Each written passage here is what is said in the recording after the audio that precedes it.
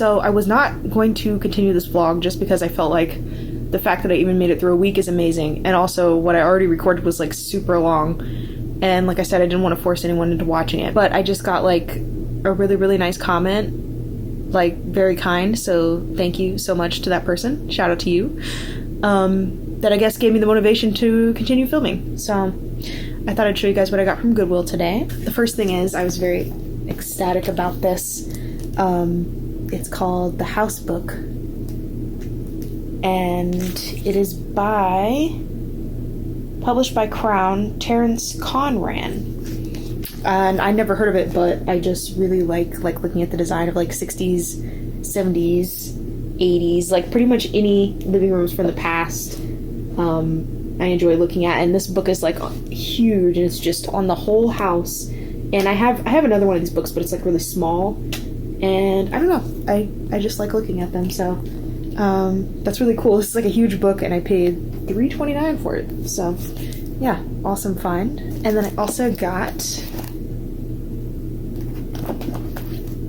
a bunch of the, oh, it's not focusing, a bunch of the Calvin and Hobbes books, because I'm trying to collect them all.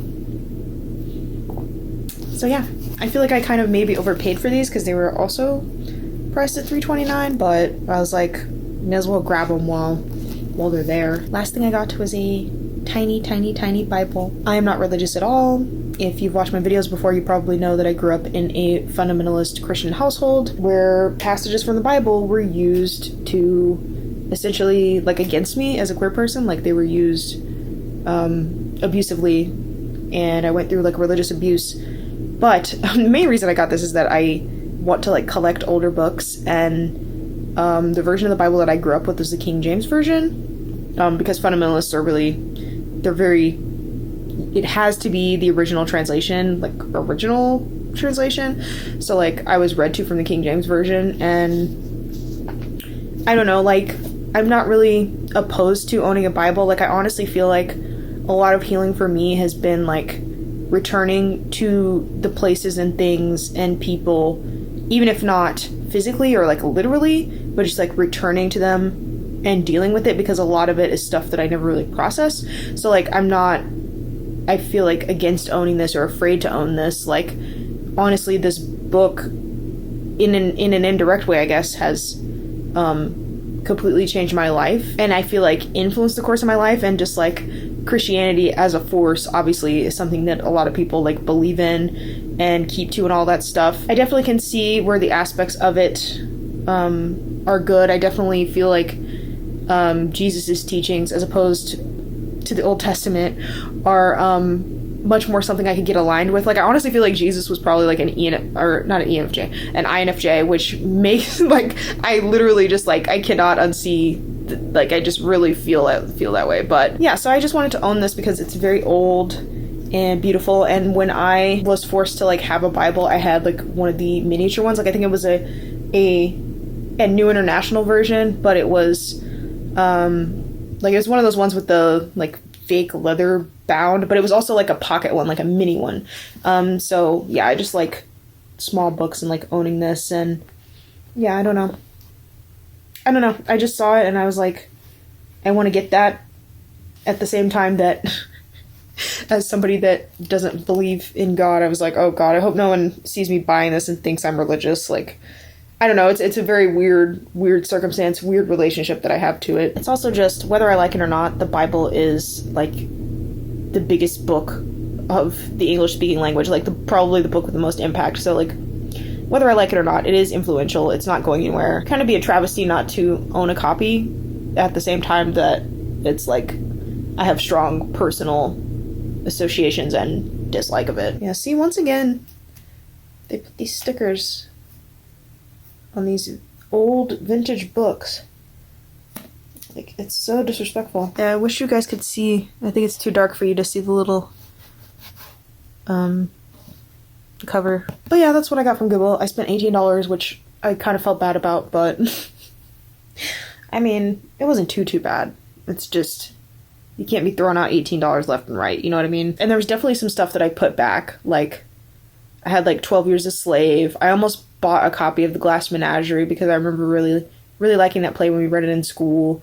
And I also saw a couple interesting things. Like, sometimes I'll just take pictures of stuff that I find that's interesting if I don't want to, like, spend the money on it, and then I'll, like, look it up later and, like, get the ebook or borrow it from the library. I also saw, like, a book by Seneca that was something about life being short. Like, I don't know. Like, I feel like it's just some philosopher, and that's something I could, like, find an audiobook of and listen to. And there was also something about are ghosts real? Like, it was a book from, like, maybe, like, the 60s, and I was like, this would definitely appeal to a very specific type of person that, like, you know, probably watches those, like, paranormal TV shows. Like, what's the one I keep seeing? Something real estate. Like, it's, like, haunted real estate, or, oh my god, I can't think of it. So real estate, maybe. I don't know. But, like, my, like, area of interest, I feel like, is, like, UFO sightings, like, alien sightings. So, like, I'll buy those books in a heartbeat. But, like, ghosts, not my thing. Okay, and I've been reading Bright Star. This is Love Letters and Poems of John Keats to Fanny Brawne, and this is another book that I thrifted.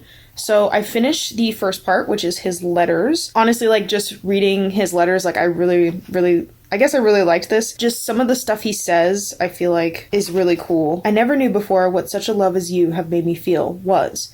I did not believe in it. My fancy was afraid of it, lest it should burn me up. But if you will fully love me, though there may be some fire, 'twill not be more than we can bear when moistened and bedewed with pleasures. I love some of the, like, phrases and stuff that he uses in here. And it's also interesting because, like, Keats is such a famous poet, yet he literally died when he was 25 years old. So, like, this dude was, like, younger than me.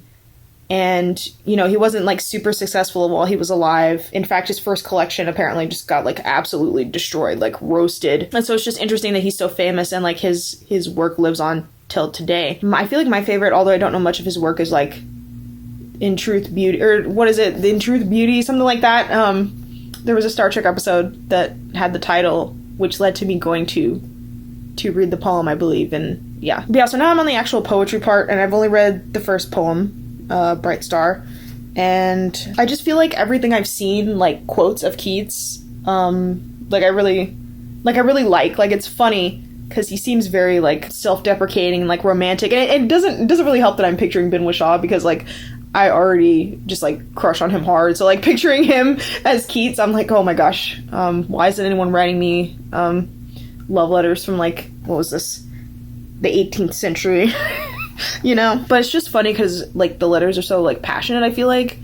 It reminds me of, like, you know, like, young love or, like, first love. Yeah, I don't know. It just seems very similar to that, and based on what it's saying here, like, she basically was his first love. I love you the more in that I believe you have liked me for my own sake and for nothing else. I have met with women whom I really think would like to be married to a poem and to be given away by a novel. If you should ever feel for man at the first sight what I did for you, I am lost. Yet I should not quarrel with you, but hate myself if such a thing were to happen. Only I should burst if the thing were not as fine as a man as you are as a woman. And what's kind of creepy but also cool to me is that it seems like he knows that he's going to die early, or, like, I don't know if it's just a coincidence, like, he was afraid of dying early and then he did die early, but it honestly just, like, seems like he knows. Like, he's constantly, like, referring to it. Knowing well that my life must be passed in fatigue and trouble, I have been endeavoring to wean myself from you. For to myself alone, what can be much of a misery? I shall return to Winchester tomorrow, whence you shall hear from me in a few days. I am a coward, I cannot bear the pain of being happy. 'Tis out of the question, I must admit no thought of it. When shall we pass a day alone? I have had 1,000 kisses, for which with my whole soul I thank love. But if you should deny me the 1,001st, 'twould put me to the proof how great a misery I could live through. I have been astonished that men could die martyrs for religion. I have shuddered at it. I shudder no more. I could be martyred for my religion. Love is my religion. I could die for that. I could die for you. My creed is love, and you are its only tenet. You have ravished me away by a power I cannot resist, and yet I could resist till I saw you. And even since I have seen you, I have endeavored often to reason against the reasons of my love. I can do that no more. The pain would be too great. My love is selfish. I cannot breathe without you. I did not know whether to say purple or blue, so in the mixture of the thought wrote purplue, which may be an excellent name for a color made up of those two, and would suit well to start next spring. How illness stands as a barrier betwixt me and you. Even if I was well, I must make myself as good a philosopher as possible. Now I have had opportunities of passing nights anxious and awake. I have found other thoughts intrude upon me. If I should die, said I to myself, I have left no immortal work behind me, nothing to make my friends proud of my memory. But I have loved the principle of beauty in all things, and if I had had time, I would have made myself remembered. that shit is just so sad. And I also feel like he like wrote a poem about like being afraid of dying and like not making an impact. Like I feel like that's like so relatable, you know what I mean? Sort of a universal fear, I think, that you'll die before you accomplish, you know, what you were supposed to. Oh, when I have fears that I may cease to be, that's him. If you think about it though, I feel like it's kind of weird because not a lot of us would want like our private letters, like love letters, published. So yeah, I mean, I guess it's a good thing they're both dead because that would be really weird. But also, like, I do wonder what, like, some of the things that he's referencing, you don't know what he's referencing because, like, Fanny's letters aren't included. So I'm wondering what her letters were like. So it kind of sucks that we can't see, like, the other side of the conversation. I've never known any unalloyed happiness for many days together. The death or sickness of someone has always spoilt my hours. And now, when none such troubles oppress me, it is, you must confess, very hard that another sort of pain should haunt me. Ask yourself, my love, whether you're not very cruel to have so entrammeled me, so destroyed my freedom. Will you confess this in the letter you must write immediately, and do all you can to console me in it? Make it as rich as a draught of poppies to intoxicate me.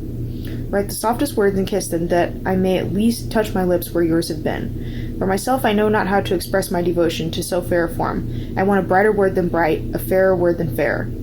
I almost wish we were butterflies and lived but 3 summer days. 3 such days with you I could fill with more delight than 50 common years could ever contain. Upon my soul, I cannot say what you could like me for. I do not think myself a fright, any more than I do Mr. A, Mr. B, and Mr. C. Yet if I were a woman, I should not like A, B, C. But enough of this. My mind has been the most discontented and restless one that ever was put into a body too small for it. I never felt my mind repose upon anything with complete and undistracted enjoyment, upon no person but you. When you are in the room, my thoughts never fly out of window. You always concentrate my whole senses. I fear I am too prudent for a dying kind of lover. Yet there is a great difference between going off in warm blood like Romeo and making one's exit like a frog in a frost. I wish you could infuse a little confidence of human nature into my heart. I cannot muster any. The world is too brutal for me. I am glad there is such a thing as the grave. I am sure I shall never have any rest until I get there. To be happy with you seems such an impossibility. It requires a luckier star than mine. It will never be. My dear love, I cannot believe there ever was or ever could be anything to admire in me, especially as far as sight goes. I cannot be admired. I am not a thing to be admired. You are. I love you. All I can bring you is a swooning admiration of your beauty. I hold that place among men which snub-nosed brunettes with meeting eyebrows do among women. They are trash to me. Unless I should find one among them with a fire in her heart like the one that burns in mine. You absorb me in spite of myself, you alone. For I look not forward with any pleasure to what is called being settled in the world. I tremble at domestic cares, yet for you I would meet them, though if it would leave you the happier I would rather die than do so. I have 2 luxuries to brood over in my walks, your loveliness and the hour of my death. Oh, that I could have possession of them both in the same minute. I hate the world, it batters too much the wings of my self-will, and would I could take a sweet poison from your lips to send me out of it. From no others would I take it. I am indeed astonished to find myself so careless of all charms but yours, remembering as I do the time when even a bit of ribbon was a matter of interest with me. I would never see anything but pleasure in your eyes, love on your lips, and happiness in your steps. I would wish to see you among those amusements suitable to your inclinations and spirits, so that our loves might be a delight in the midst of pleasures agreeable enough, rather than a resource from vexations and cares. But I doubt much, in the case of the worst, whether I shall be philosopher enough to follow my own lessons. If I saw my resolution give you a pain, I could not. I cannot proceed with any degree of content. I must write you a line or 2 and see if that will assist in dismissing you from my mind for ever so short a time. Upon my soul, I can think of nothing else. The time is past when I had power to advise and warn you against the unpromising morning of my life. I love that phrase, the unpromising morning of my life. Like, if that isn't relatable content. It's also just kind of scary. It seems like this dude literally, like, had precognition. Like, even before he was sick, I feel like he knew that, like, he was going to die very young, and it's just, it's freaky. The conclusion to all this is that Keats is a babe. Oh, and also, while I was down here on the floor, I found the other part of my headphones that I've been missing for, like, a week. So, that was nice. Matcha latte. And these are the microwave egg thingies from Jimmy Dean. You can just get them in the frozen section. This is what I eat when I'm too lazy to cook breakfast. Keto approved. This is the matcha that I use. It's a pretty big bag for like 20 bucks. I get it from the health food store, Sprouts. And it lasts a decently long time. A couple months. Okay, I'm on my break, so I want to very quickly talk about what I finished. I finished listening to Have Black Lives Ever Mattered. This was an audiobook I got through Scribd, and I really liked it. I gave it 4 stars. And one of the things that I really like about this book is that it's not just reporting on, like, police brutality, I guess. Like, it's not like a newspaper style. Like, you can very much tell that this is somebody who experiences racism and is writing about it from that perspective. So it's not a cold perspective. It's not like an objective perspective. And by objective, I don't mean that he's wrong about his facts. I just mean he drives home the emotional impact, because I think there is a tendency to numb out from seeing all of these black deaths over and over and over and over, and it's become so normalized to us, like, especially people that watch the videos of black murder, black death, and black violence. Yeah, people that watch those videos, I feel like, are getting numbed out to it, and I'm one of those people that I try to avoid watching those because I don't want to have those images in my mind. I can read about what happened, but I don't want to physically see it and have it, like, replaying and shit like that. So I just think, you know, I'm never really numb to it. I feel like there is a certain amount of numbness that you need to have to continue functioning. Otherwise, you know, if you were breaking down over every single person that died and every single tragic murder that you hear of, you wouldn't be able to function. So I do think there's a certain amount of numbness that comes with that, and I think he resists that.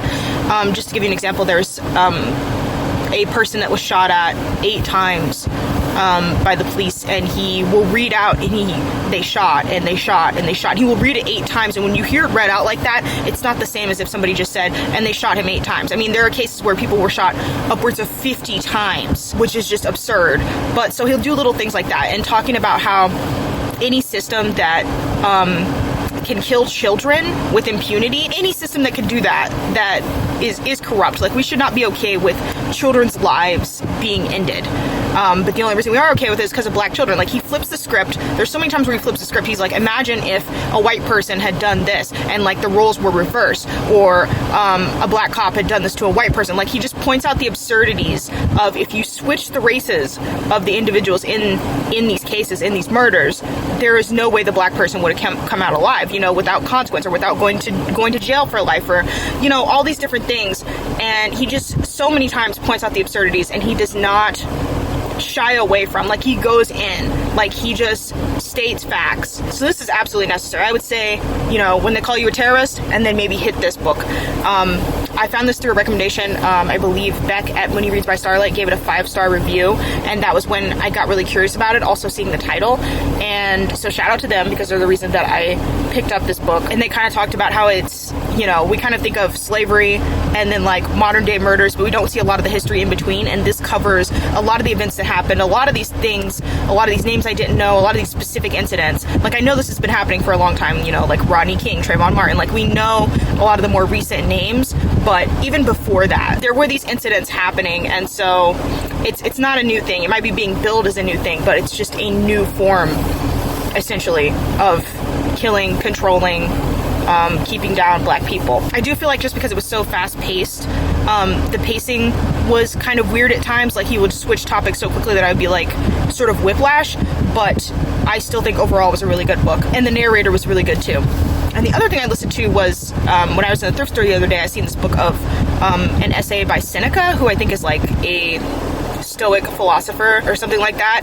And so it was called On the Shortness of Life, and there was an audiobook of it read by a dude with a British accent, so I listened to that. Like, I feel like it's very quotable, but at the same time, like, I agreed with some of it, but then, like, he mentioned, like, having slaves, not like him personally, but like people having slaves, and I guess, like, that was probably common, you know, back in this time, but I was still just like, why should I take advice from a dude that thinks it's normal to have slaves, you know what I mean? Coming right off the heels of something that was about black people. Basically, like, most people complain about how little time they have, but really, you're wasting a lot of that time. A lot of it is in service to other people, a lot of it is on frivolous stuff, and a lot of it is because you're not managing your time. And then also, just talking about how time is the most valuable resource, which I fully agree with. Like, I've always believed time is the most valuable resource. Not actually money.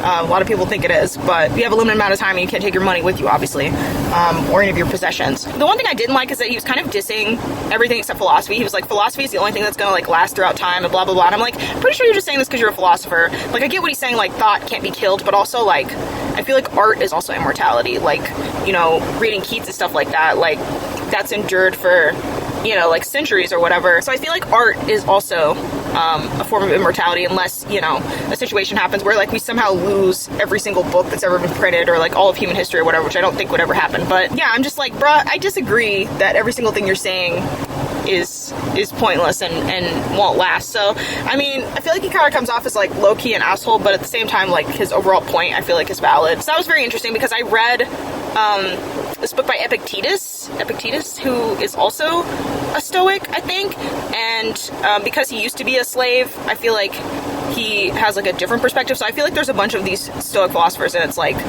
you know, they all probably have like different backgrounds and different areas that they're different places that they're coming from.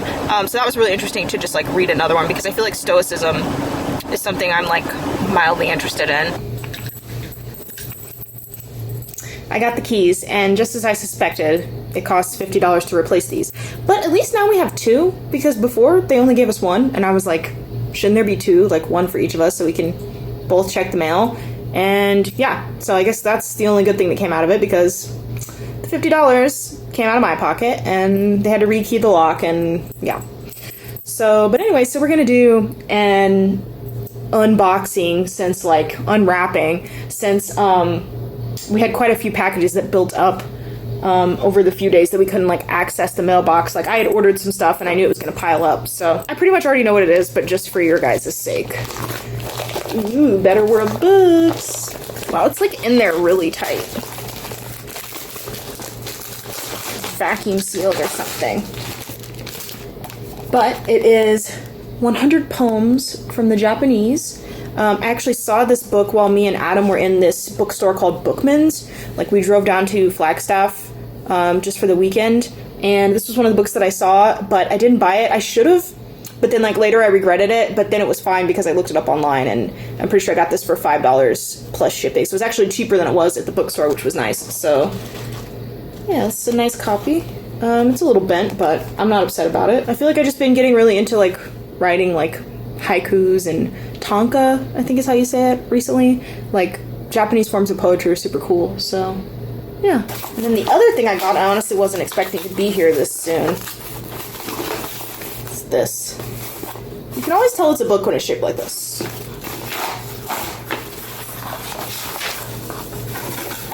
Oh wow. It is This Bridge Called My Back, Writings by Radical Women of Color. And this is the 4th edition.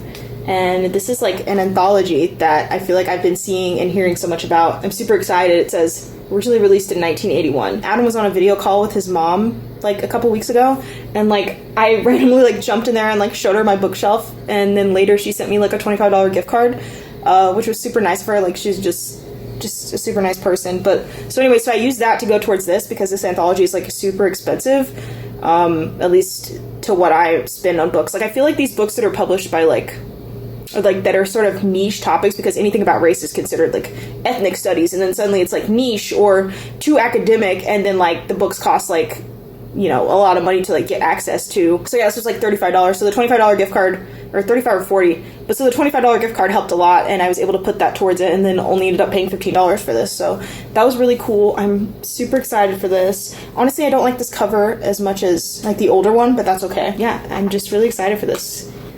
Essays, poetry, paintings, all kinds of stuff. Yeah, see, SUNY Press, State University of New York Press. Anything that's, I feel like, that's printed by a university is like sort of hard and super expensive to get your hands on, because you have to pretty much buy it new. You're not really going to find like a used copy very easily. So yeah.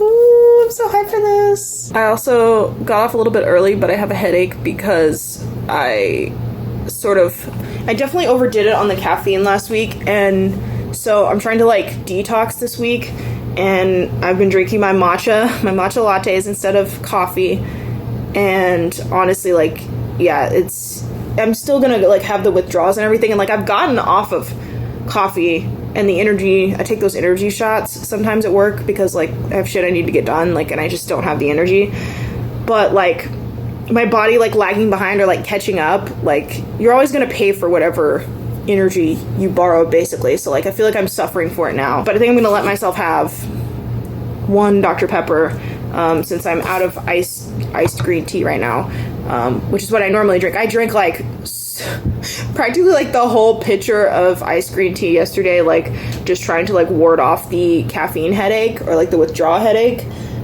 which are horrible, by the way, but they usually only last a couple days. And like I was doing so good, I was like off of the coffee, off of the energy drinks, off of all this stuff, and it really helps my anxiety. But the problem is, like, when work starts getting hard, I just go fuck it, and I get back on the coffee, and then I get back on the energy shots, and I'm just like, I'm drinking the caffeine to like give myself the energy that I don't have because I'm so tired, and then balancing that out with the nicotine gum. I don't smoke or anything like that, but like the nicotine gum I feel like calms my anxiety down. So it's like I just go back and forth between those two, and then I end up like, I don't know, like I'm definitely like still recovering from last week, and I just hate being so reliant on caffeine, but it's almost like I have to be for my job just because it's like 100% physical. Like it's so physical, like it's such hard work.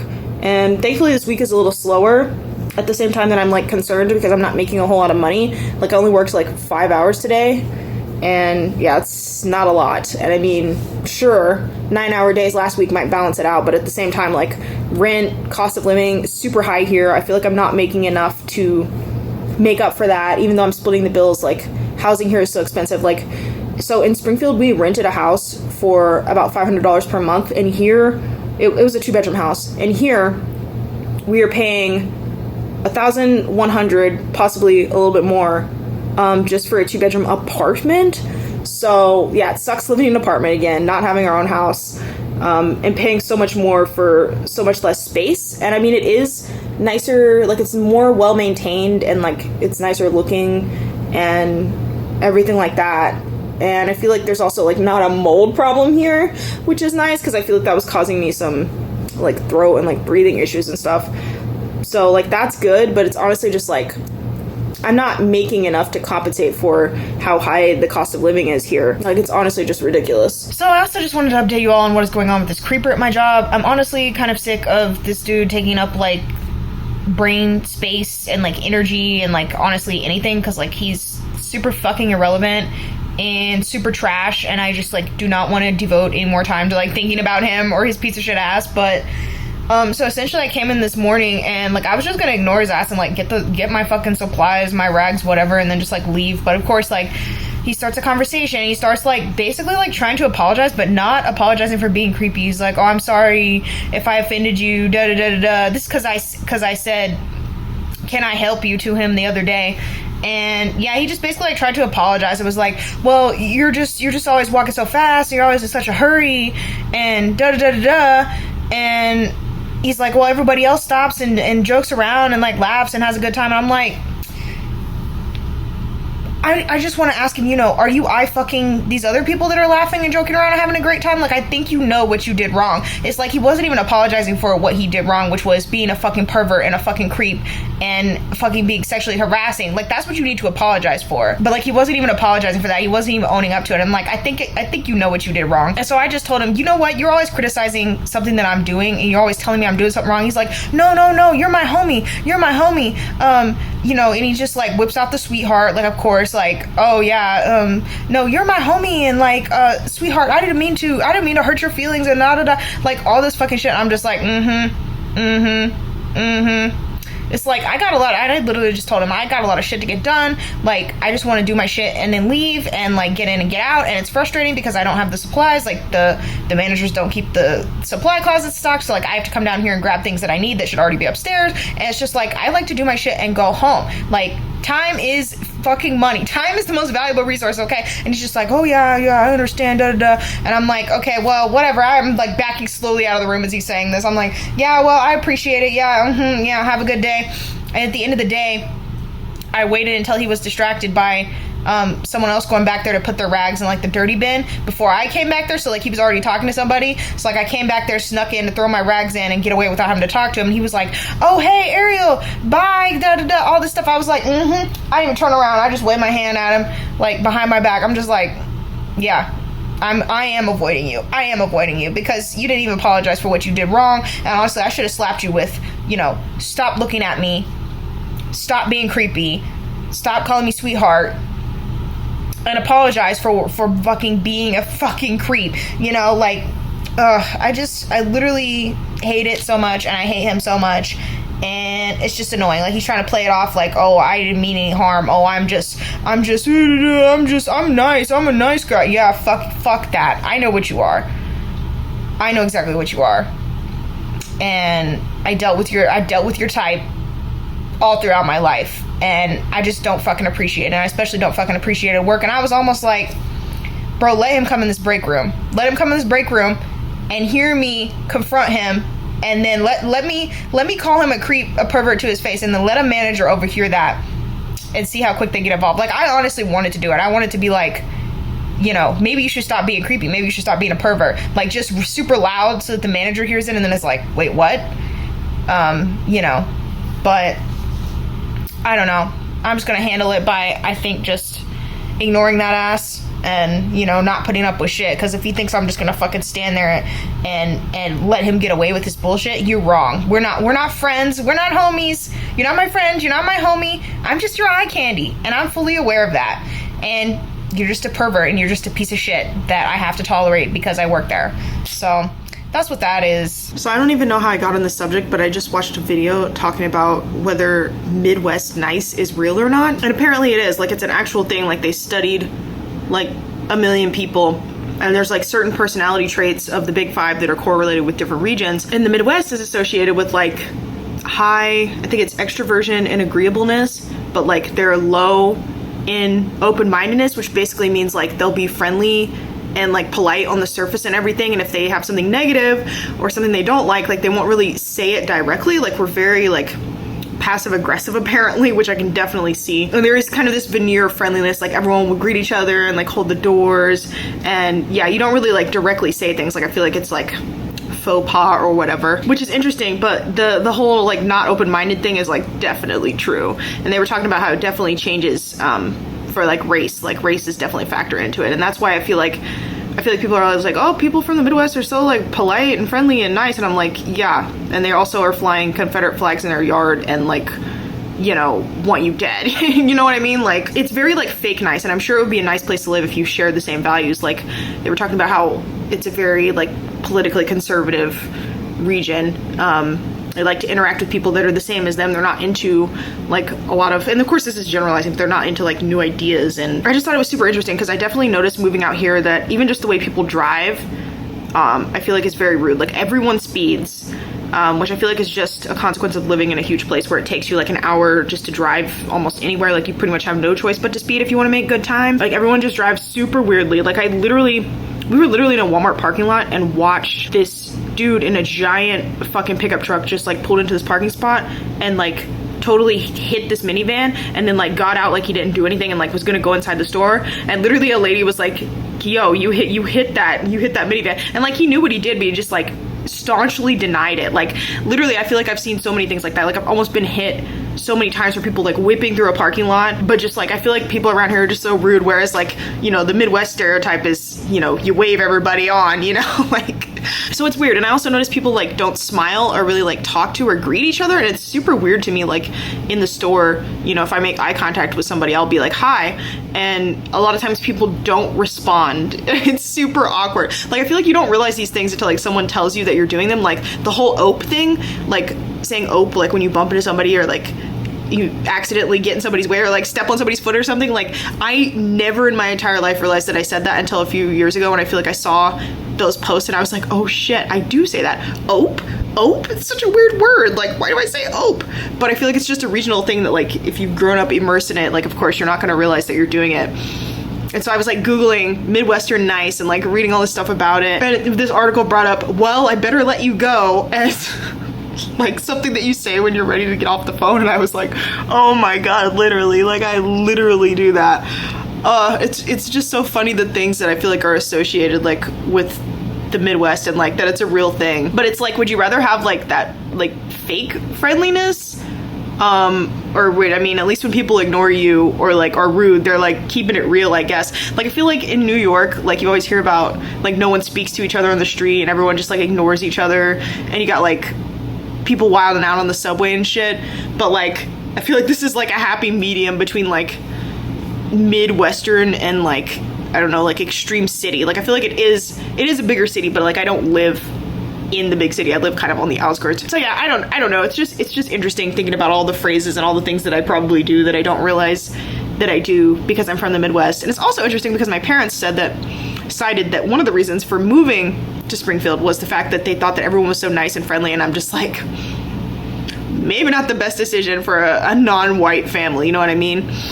But it is pretty funny looking back, because I do think there's just a general atmosphere of like friendliness, even if it is, you know, a veneer. Okay, I'm reading this Pocket Change collective book, and I wanted to read you guys a quote real quick. It says, studies show that white people on average contribute to more air pollution in the United States than people of color, but are less likely to feel its impacts. White people on average experience 17% less air pollution than they produce, while black and brown communities receive 61% more air pollution than their consumption habits create. If you care about the environment, you have to pay attention to how connected our environment is to racial and social justice issues. Otherwise, you're not seeing the full picture. The truth is that climate change is not a partisan issue. A superstorm doesn't ask your political affiliation before wiping away your home. All these imaginary borders exist in order to disempower us, and they keep our movements fragmented and divided. And it's going to take us dropping these artificial barriers of partisan politics to really get down to solutions. Throughout my involvement in the climate justice movement, one of the largest obstacles has been the world's failure to recognize climate change as a human issue. In the footsteps of my ancestors, part of my work is to honor the intrinsic connection between humans and our planet. The world has been at war with this ideology, and the people who live by it, for hundreds of years. The whole idea that the environment and climate are something outside of or separate from us came from an imperial European view of the world. Part of our journey as people who have suffered from colonization is rejecting this power over nature mentality. For myself and many indigenous communities, our need to protect the earth is a means of cultural survival. As colonization spread around the world, it created and emphasized the barriers of national borders, class, race, religion, and political affiliation. But one of the most damaging colonial legacies from a climate perspective is the illusion that we are separate from our environment. This has created the greatest cultural disassociation with the climate crisis. Mainstream culture has presented the effects of climate change as something that only impacts systems of nature, and as a result, we've mentally removed ourselves from the conversation. If we wait for the floodwater to reach our doorstep, it will be too late. Somebody just made an ignorant-ass comment about somebody's music being vulgar this morning, and of course, they listen to rap music. So, and this is a white person saying this, so of course it's just some racist bullshit, but this is exactly why I worry about how I'm being perceived, and exactly why I won't play the real music that I listen to in public where white people can overhear it, because then they start stereotyping and associating me with what they think of as vulgar, when really rap is no more vulgar than any other genre. I don't feel like there are vulgar rock songs, and there are vulgar this and that. Like, there are no more vulgarities in rap than there are in any other genre, but it's just white people subtly expressing their racism, and then you wonder why I worry so much about how every little thing I do reflects back on how I'm perceived, and I have to like maintain this facade of perfection in order for them to even give me the slightest of respect. And it's just horrible to have to think about every single thing that you do, overthink it to death, and constantly worry about how you're being fucking perceived in these environments, because they'll never say it to your face, but they're thinking racist ass shit. And it's just, there's just so many levels to it. Like, and I mean, I used to be the exact same way. I used to think that rap was ignorant, because that was what the message that was given in society, is that it was all just ignorant music and not understanding the legacy and the history and the skill and the talent and just everything that goes into it. Like, I hate hearing this ignorant ass shit every single goddamn day. Like, just imagine the luxury you would have as a white person to not have to think about this shit every day, to not have to question every single thing that you're doing, second guess every single thing that you're doing, because you know that based on how you're perceived, people can be kind or unkind to you, violent or not violent, and everything you do contributes to having more or less of a chance of something perpetrated against you. Like, just imagine walking around and not having to give a single fuck. Literally. I can't imagine it. I physically cannot imagine not having to overthink every single thing that I do. And that, my friends, is privilege. So I just started Sex Object by Jessica Valenti on audio through Scribd. And apparently she's some kind of well-known feminist person. I've never heard of her. The main thing is, like, the title is what drew me in on this. And I feel like it's going to be the perfect thing just to listen to what with all I'm going through at the moment. I feel like this memoir is going to, like, really hit the spot for me just, like, right now. Just something relatable and make me feel like, you know, I'm not alone. At the same time that it's like, I just keep thinking how many books need to be written, which I feel like is a line in a Vivek Shraya poem. Hold on. Yeah, this poem is specifically about racism, but I feel like it's a similar vibe for, like, harassment and stuff like that. Called How Many Books Have to Be Written? 200,000 years of human life. Fire, flight, language, music, wheel, architecture, vaccine, electricity. 1, 5, 10, 15, 20 years from now, another brown person stares at a white screen glare, types the word race. 5 billion years until the sun dies. And that's kind of how I feel, you know, similarly about feminism, is like 1, 5, 10, 15, 20 years from now, another woman stares at a white screen glare, types the word harassment or whatever you want to put, 5 billion years until the sun dies.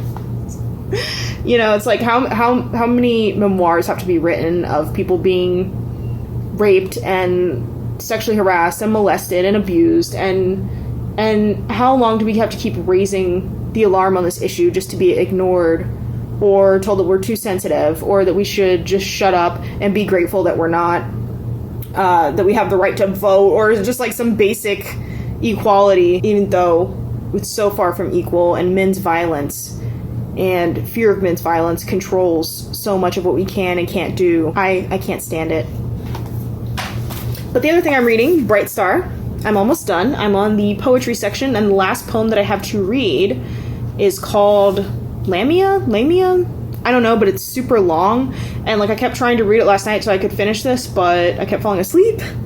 I was already tired. But yeah, gonna try to finish this up maybe right now. Oh, and also I was thinking about this more today, and to bring back up, like, have Black Lives Ever Mattered? I was listening to the podcast Code Switch, and there's this episode where they talked about the fact that a lot of these police incidents where the person isn't killed don't become like national headlines. Like, pretty much somebody has to die for it to become like a known thing or a known case. But there are literally cases where the police have planted evidence, false evidence, and like basically lied about the interaction. And this episode was just literally, I think the guy, it was like a counterfeit, I don't know if it was a $5 or a $1 bill, like it was an off-duty cop, and he was harassing this person that was trying to pay, this black man, and he was trying to pay, and he was saying it was potentially a counterfeit dollar bill, so he like basically just like assaulted him over this $1 bill while he was off duty. He was in like civilian clothing and everything like that, and he just assaulted this dude over the potential that it was a counterfeit bill, because he was kind of behind him in line. And so the way that this man was describing the aftermath, he basically didn't get any justice. And there was proof, there was camera footage of this cop planting evidence. And the way that he was describing the aftermath of how it affected his life, I was like, he literally has untreated PTSD. And I was just thinking, how many people of color have had run-ins with law enforcement that are now suffering untreated PTSD, because also, you know, a lot of black and people of color have way less access to medical care. And then when we do have access, we're improperly diagnosed, whether that's because we're fat, so we're just automatically seen as unhealthy, or, you know, we're not given the proper care and attention, or just because it's like shitty, it's like Medicaid or something, and you have to go to like the shittiest clinic available where they don't actually give a shit about you. And I just feel like I've personally experienced this, like going in for things and being told it's something that I know it's not, or being ignored, or just being thrown medicine at.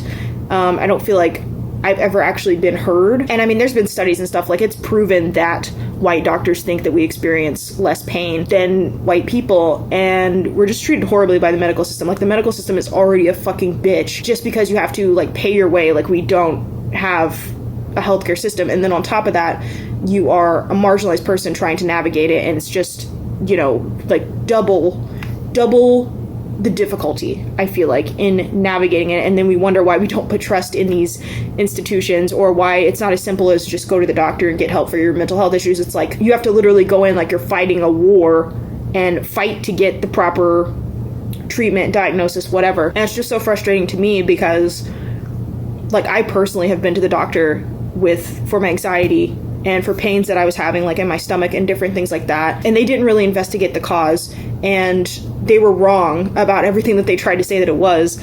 And years later, I'm learning that trauma often presents first with physical symptoms, so somatic symptoms in the body, and they would just tell me over and over again, there's nothing wrong with you, there's nothing wrong with you. And I was like, I know this is not right. Like, I know this is not right. And I know now I've been having the symptoms of CPTSD for the past probably 9-10 years, decade of my life, and I was never given proper help. I was never given treatment. I was never offered therapy.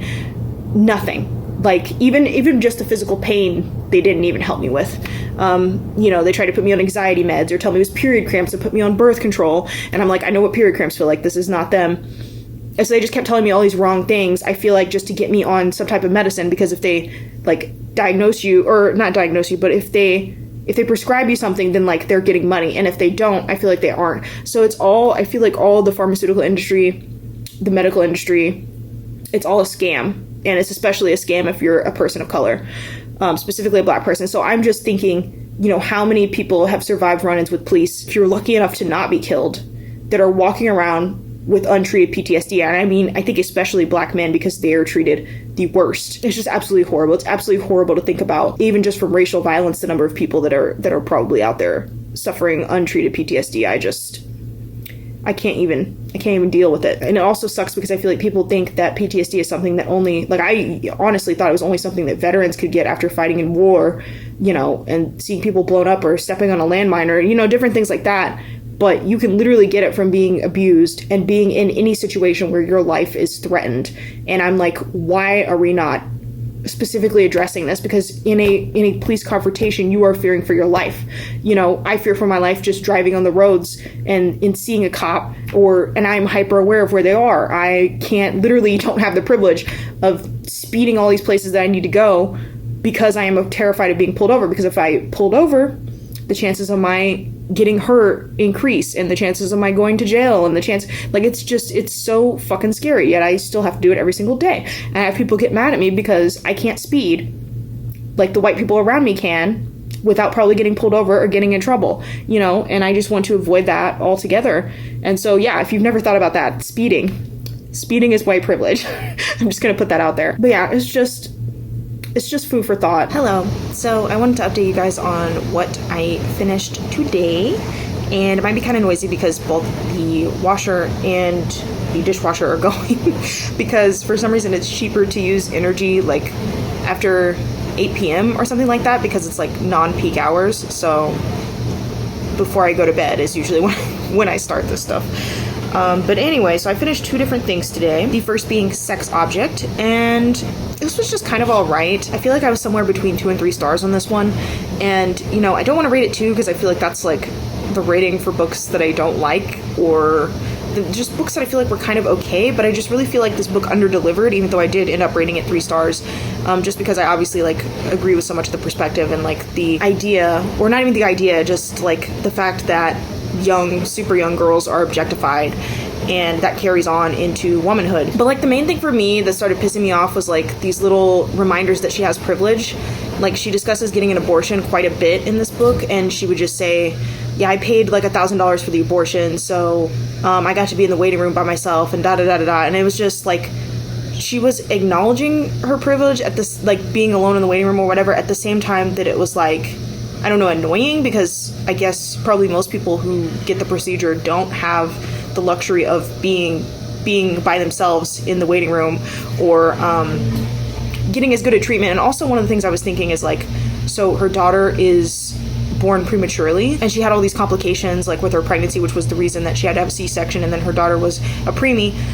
And I'm just thinking, like, this is obviously, a white lady, and she does acknowledge that, but it's like, she's just talking about all these complications, and I'm just thinking how much worse black mothers are treated by the system. And there's like this whole book that I want to read that's about, black motherhood, and how much harder and more difficult it is to navigate the medical system, when you were seen as not feeling as much pain, or seen as unfit to be a mother, and all these different things. I'm not saying that negates this lady's pain, but all I could think of was just so privileged. I don't know, that's all I could fixate on or think about the entire time that I was listening to this book. I mean, her stories of dealing with harassment from such a young age, I think, are, obviously common ground. Like, that's an experience that a lot of, femme-leaning individuals experience.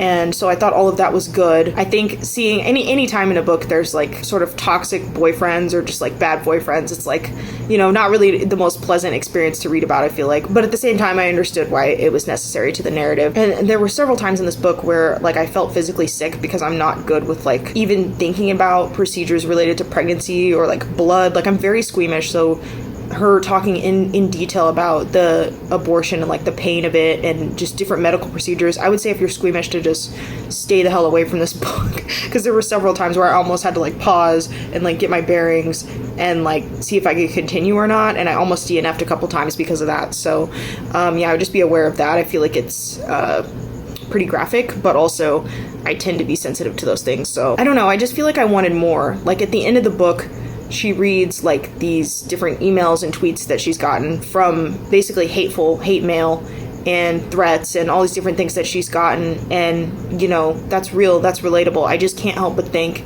that people of color have it so much worse. Like if this is the harassment a liberal white lady is getting, imagine a radical black activist, for example. Imagine the people that we aren't feeling bad for and aren't protecting and aren't supporting. You know, liberal white women need our protection the least. And I don't know, something about it just really frustrated me. I thought it was okay, but I was glad to be done with it. And then the other thing that I finished, I started listening to this today. This is Tin Man by Sarah Winman, and I feel like I've seen this one around, and I liked the cover with the sunflowers and everything like that. And it was definitely slow to start. Like the beginning, I felt like was just like this man essentially like dealing with his grief after his wife had passed away. Like it's very much about dealing with grief, like his mom and then his wife, and then later we find out his best friend, and it kind of jumps around a lot, like time-wise. I feel like in the timeline, like there's just really random time skips that's like forward and backwards in memory. But I really, really liked the scene that the book opened with, which is the mom winning this sunflower painting in like a lottery, and her husband, who is abusive, is like telling her to like get the whiskey as her prize, but she chooses this Van Gogh replica, and this painting becomes really important to her, and then also her son, and then his friend, which later becomes his boyfriend. So I really liked that scene. I liked that scene of her standing up to him. That was like everything that I wanted. I feel like I wanted the vegetarian to be, but it just like wasn't. And I was like, that has to be one of the best opening scenes in a book, just like ever. And I would have been interested to follow her story more. Actually, I would have been interested to follow Ellis's wife's story more as well, because I feel like we saw her being in love with Michael, but not really much about her and Ellis's story, if that makes sense. Like, I don't know, I just wish there had been more, or maybe a chapter from her perspective, because I felt like, I know it was about the men, but I feel like she was kind of left out. And yeah, it was pretty sad. I feel like in some parts it was almost like manipulative. Like, I don't know how to explain it. Like, I feel like anytime there's AIDS in a gay story, like, it's definitely like gonna be angst. And like, I understand AIDS was a real and valid crisis, and like, you know, people seriously lost their lives, and it's not something that you can write about with any amount, I feel like, of happiness almost. But it's just like there are certain things that broke my heart. Like, for example, the fact that Michael didn't tell Ellis that he had AIDS before he died, and then them both dying in the car accident. Like, I just can't imagine getting hit with that double whammy. And so like Ellis starting to wake up from like the past 5 years, realizing like he hasn't really done much, or he hasn't really accomplished much, like he's not happy. Like, I definitely liked that aspect of the story. And then I don't know, I honestly liked all the characters. I just kind of wished that there had been more. And then like the dad's attitudes and homophobia, I feel like were, well, I don't want to say they were well done in the sense that they were well written, and I felt like this is way too real. Like, I was honestly worried that it was going to get more intense than it was, and then I wouldn't be able to continue reading just because it reminded me of, you know, kind of how I was treated. Yeah, there's an awful lot of death, an awful lot of grief, and I definitely wouldn't recommend it if, you know, you're in that headspace. But it was like, I did feel like super emotional a couple of moments, like, you know, I was gonna cry or something, but ultimately I don't really feel like it was like overly sad. Like, I was definitely like, it's definitely like, I don't know, like bittersweet, I guess you could say, because it's not totally sad and it's not totally happy. It's like, it's all mixed together. And definitely I feel like first love is like a big theme in this. And maybe I'm just thinking about this because I just finished like Keats' letters or whatever, which I also feel like just the amount of writing and like the passion in the writing definitely reminds me of like, you know, being in love for the first time. Like, I think about my high school girlfriend. It's like, how was I writing that many poems? And like the notes that we would exchange, that we just like poured a lot of time and just like, you know, you just pour everything you have into it. And there were so many beautiful quotes in this book as well that like I want to go back and highlight. Like I would honestly like to reread this, because I feel like I was listening to it, you know, obviously while distracted by working a little bit, and I feel like I also had the audiobook on too high of a speed, so I had to keep rewinding stuff.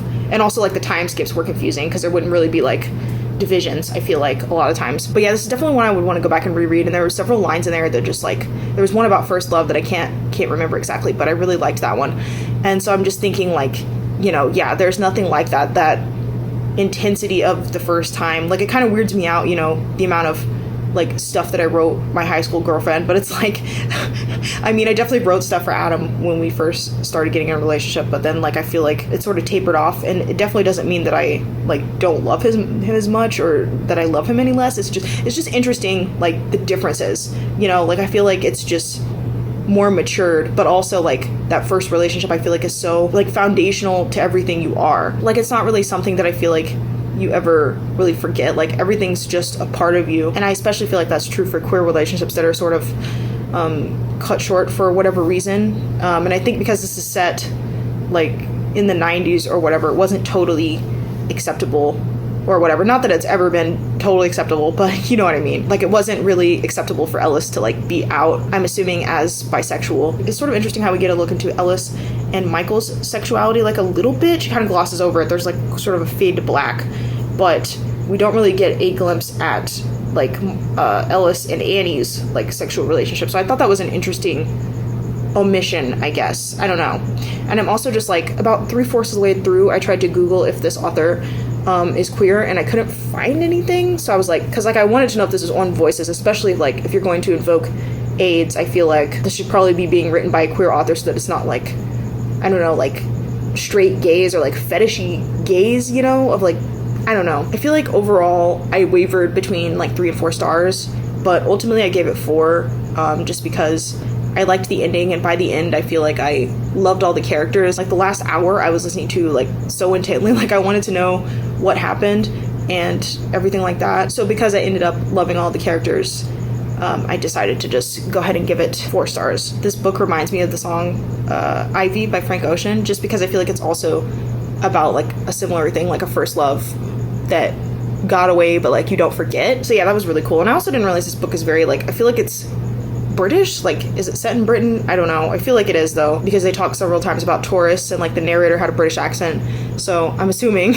I definitely think if you like sad books or books with queer themes or books set in the 90s, I noticed there was a lot of music mentioned that like I do not know. Like I don't know enough about 90s music to like know what exactly was being talked about, but I feel like music was also an important part of this book, an important part of like setting the time, I guess you could say. Yeah, so if you're a fan of short, sad, gay books, I would recommend this one. Also just wanted to say that I think one of my favorite things about this book is the fact that it sort of shows the line between friendship and love and how those lines are often blurred and sort of cross over, and that friendship is love and vice versa. Like I feel like those are sort of the main theme, is that those lines sort of blur and cross and bleed into one, potentially even are one and the same. Like I really like that about this book. And then obviously I finished the Keats. The last poem I had to read in there was Lamia.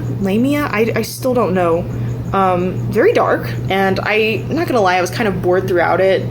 But the ending I feel like was killer. Like that was a pretty sick ending, which I feel like made struggling through the poem worth it, because there were so many like archaic words and phrases that I didn't know that I had to like stop and look up, and the poem is like really long too. So I ended up giving Bright Star, I think 3 stars. It was really good, but I would definitely say that I enjoyed the letters much more than I did his poetry, because I feel like his poetry is very like, there's so many like mythological references to stuff that I don't really like get or fully know. There's a lot of obsession with like maidens or like just pretty girls or like virgins and like romancing them or whatever, like gods, goddesses, that type of stuff. I definitely felt more, his letters felt more like modern. I would definitely like to get my hands on like more of his letters, like not necessarily just the love letters, but just his letters in general, because I feel like he had a pretty good personality. I also started the 100 Poems from the Japanese the other night, I didn't get very far, but I really like a lot of these.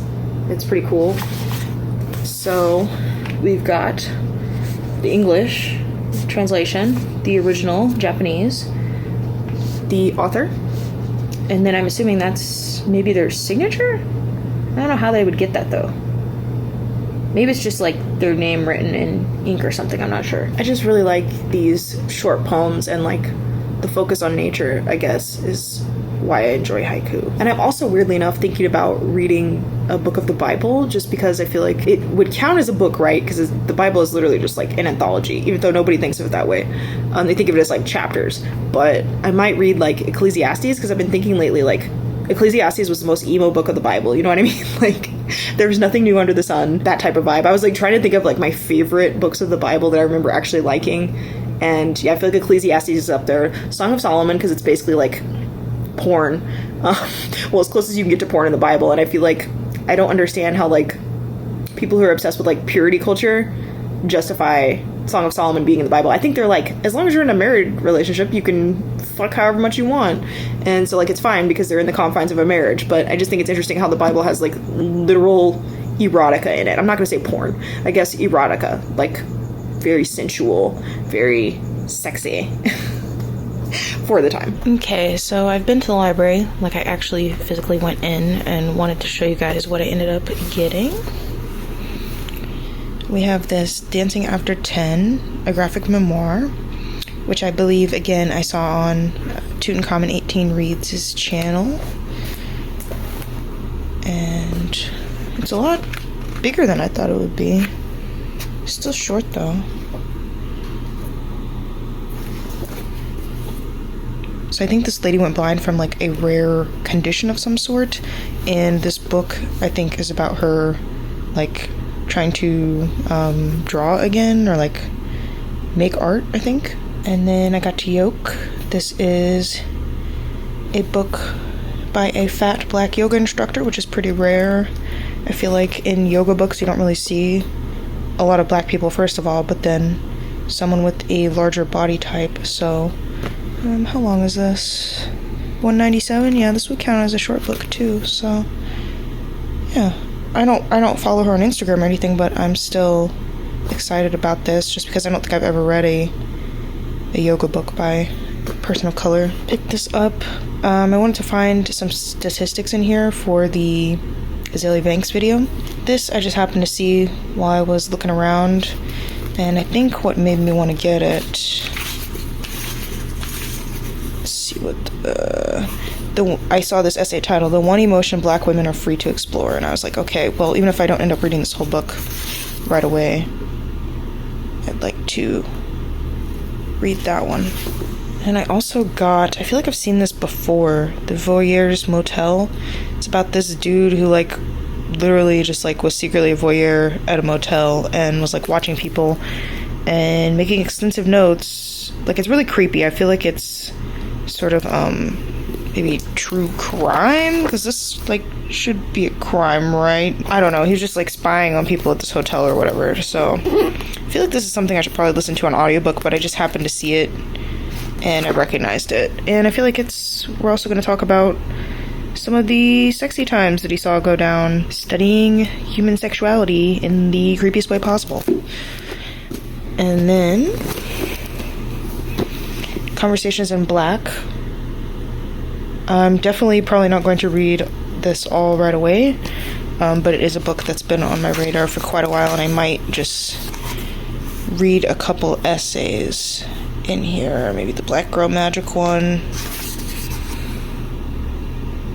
or if I happen to recognize any of the authors that I like. I was also in the poetry section and grabbed this, just because I never seen this before. I don't think I've read James Baldwin's poetry yet, so that's exciting. He did it all. He did novels, plays, poems, essays. Like, this man was, yeah, he did everything. And I also saw this tiny book, since I was on the lookout for small books, called The Origin of Others. And then I saw Danez Smith's first book, Insert Boy, and of course I grabbed that because it's the only one I haven't read yet. It might not be perfect since, this is an early work, but I'm still excited to check it out. Then we got Maya Angelou, I love her. Her stuff is so, like, lyrical.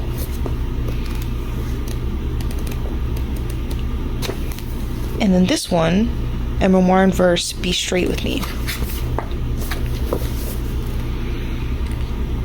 It's essentially a young straight woman finds herself in a serious relationship with her gay male best friend. Unforgettable memoir in verse about a love that blurs the boundaries of gender and sexuality.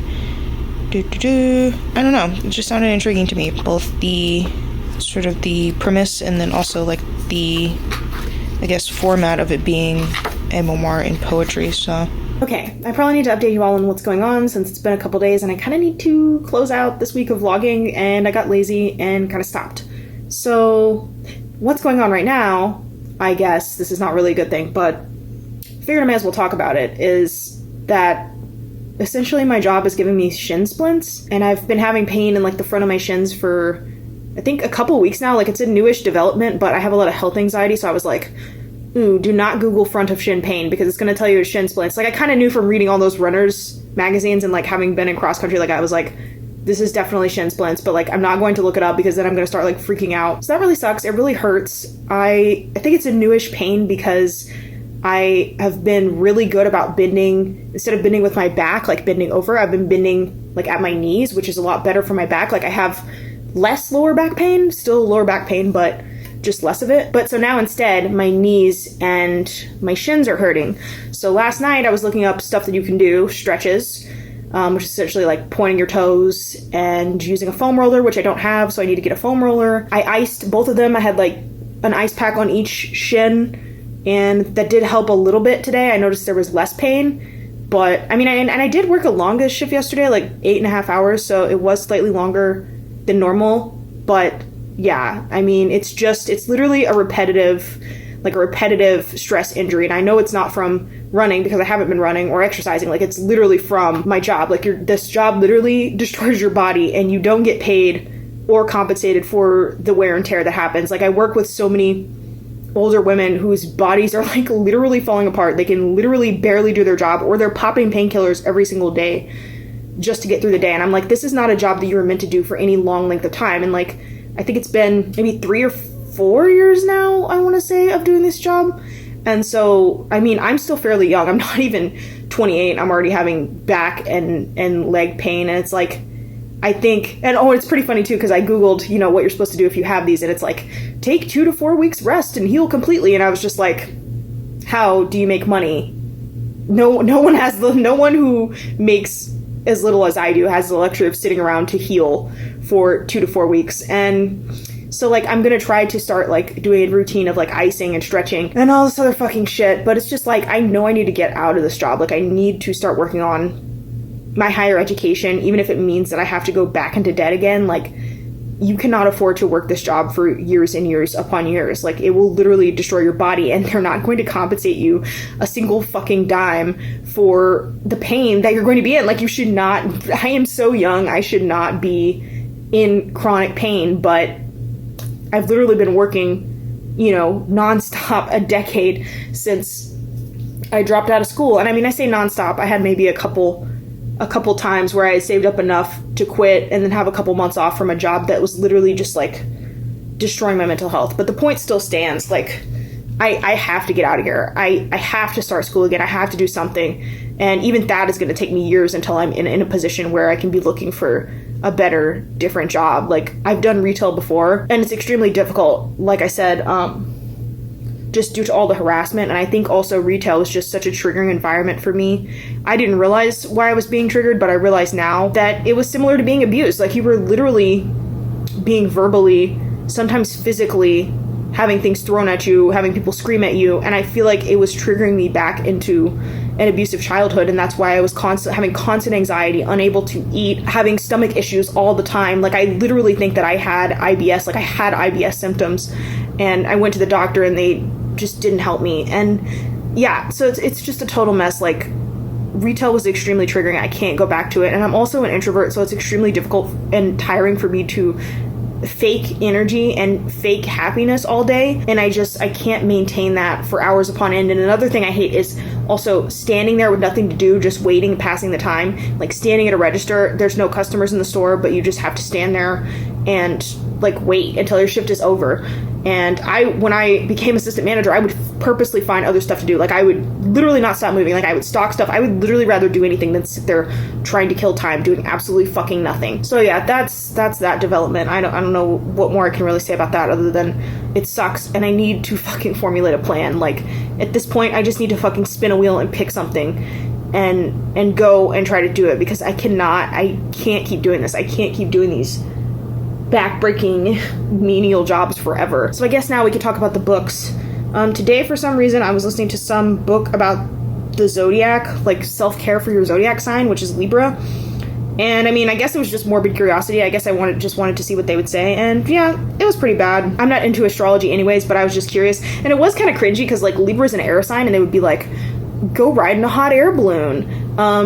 Go learn about wind power, like windmills. And it just kept saying, to be aligned with the universe. I was like, if they say the universe one more time, I'm gonna snap. And there's also some different stuff that they said, like drink green tea, and I was just like, I literally take a thermos almost this big every single day of green tea. This is when I'm trying to like get off of like caffeine. Well, I don't count teas and stuff because I feel like it's such a small amount and it's like a lot healthier. But so when I'm trying to like get off of coffee and energy drinks and stuff like that, I will bring this and drink out of it. So yeah, I was just like, I literally drink like, I go through like a huge pitcher of green tea almost every other day. There's some of the stuff was kind of funny, but mostly I was just like, this is so just like silly. And it's also just funny because it's like, Libra is such a leader. Libra is so sociable and outgoing. Libra is da da da da da. Like, there are certain things I like about Libra. Like, I like the fact that it's scales and it's about like justice and balance and all those things. But then it's like, you never stop socializing. And I'm just like, bitch, where? Like, you're literally incorrect right now. So I don't know. It was kind of silly. I don't know why I listened to it other than just like abject boredom and desperately needing something to distract me. I also finished Vox yesterday, which is like this weird book that's literally just dialogue between these two people that are like on a phone sex line with each other. And honestly, like, it was 2 to 3 stars for me. Probably more towards 2, honestly, although I gave it 3. Like, literally my 1-sentence review of this is, human sexuality is weird, and so is this book. Like, it is so strange. I definitely can't see anyone like actually getting any like, you know, out of this, because like all of these scenarios and like fantasies were so freaking strange that it would just like totally go on this like weird tangent, and I would just be like, how is this sexy? Like, I don't know. I read like a quarter of it per day, and like right about the time that it was time for me to go to sleep, I would start getting tired of it. I would be like, why is he going on another one of these weird tangents? So it actually worked out perfectly because I feel like I couldn't read too much of it in a single sitting because I just got annoyed. I also finished The New Me by Halle Butler, and I just talked about this in a video, but I finished in a single day.